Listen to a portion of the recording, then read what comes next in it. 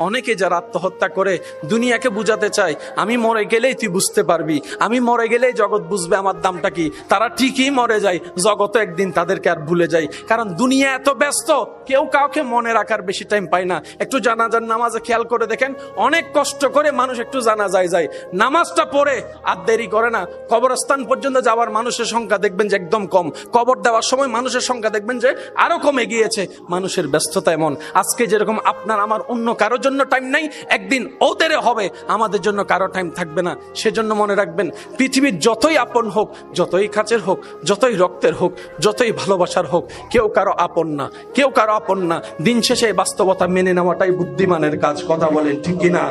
সময় আসলে আপনরাও চোখ উল্টাইতে 2 মিনিট করে না। এমনও বাস্তবতা দেখা যায়, যাকে এক সময় আপনি খাওয়াইছেন সেই আপনার পাত থেকে ভাতের পাত কেড়ে নিয়ে যাবে। যাকে আপনি হাসির ব্যবস্থা করে দিয়েছেন, থাকার ব্যবস্থা করে দিয়েছেন, সেই একদিন দেখবেন আপনার জায়গা দখল করার জন্য পাইতারা প্ল্যানিং করতে থাকবে, পাইতারা প্ল্যানিং করতে থাকবে। যাকে একটা ব্যবসার রাস্তা করে দিয়েছেন, সেই দেখবেন একদিন আপনার ব্যবসা বন্ধ করার জন্য সে পাইতারা শুরু করবে। মনে রাখবেন, এই পৃথিবীতে চিরবাস্তব কষ্ট হলো মেনে নেওয়া দরকার। সেটা হচ্ছে আপন বলতে কেউ নাই, প্রিয় বলতে কেউ নাই, লাভ দেনেওয়ালা কেউ নাই। কিন্তু মনে রাখবেন, একজনে আপনাকে বারবার ভালোবেসেছে, ভালোবাসছে, সেটা হচ্ছে উম্মত হিসাবে আপনার নবী আপনাকে ভালোবেসেছে, রব হিসাবে, বান্দা হিসাবে আপনার রব আপনাকে ভালোবেসেছে। সুবহানাল্লাহ।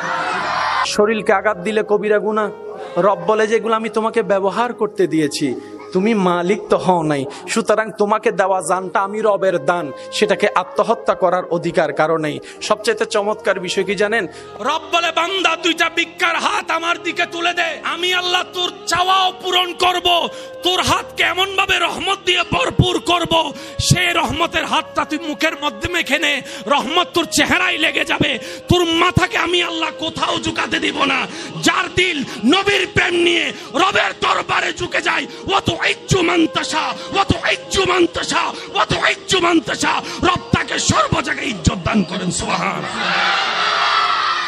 আর তুই যদি আমি রবকে খুশি করে চলতে পারস, রব বলে যে আমাকে খুশি করে যদি চলতে পারস নবীর প্রেম নিয়ে, সাধ্যমত যদি চেষ্টা করস আমি রবকে খুশি করার আহকাম মেনে চলার, তাহলে আমি রব তোকে কথা দিলাম, তোর ঘরের দায়িত্ব আমি রব নিলাম, তোর সুস্থতার দায়িত্ব আমি রব নিলাম, তোর পরিবারের দায়িত্ব আমি রব নিলাম, তোর রিজিকের দায়িত্ব আমি রাজ্জাক নিলাম, তোর ঘরের সমস্ত দায়িত্ব আমি রব নিলাম, তোর বউয়ের দায়িত্ব আমার, তোর সন্তানের দায়িত্ব আমার, তোর ছেলে মেয়ের দায়িত্ব আমার, তোর মেয়ের বিয়ের দায়িত্ব আমার, তোর নাতি নাতনির দায়িত্ব আমার, তোর পরিবারের দায়িত্ব আমার। শুধু তাই নয়, তোর ব্যবসার প্রতি আমি রবের রহমত থাকবে, তোর চলার প্রতি আমি রবের রহমত থাকবে, তোর জ্ঞানের প্রতি আমি রবের রহমত থাকবে। তুই রাত্রেবেলা অসুস্থ হয়ে দুর্বল হয়ে ঘুমাই যাবি, সকালে উঠাই দেওয়ার দায়িত্বটাও আমি রবের, সকালে উঠাই দেওয়ার দায়িত্বটা আমি রবের। শুধু তাই নয়, যখন তুই কুল্লু নাফসিন যায়িকাতুল মউতের সাথে সচক্ষে সাক্ষাৎ করে চিরবাস্তবতাকে আপন করে নিয়ে যখন তোকে গোসল দেওয়া হবে কুসুম গরম পানি দিয়ে, যখন তোর শরীরটাকে আবৃত করা হবে সাদা কাফনের কাপড় দিয়ে, যখন তোকে সবাই মিলে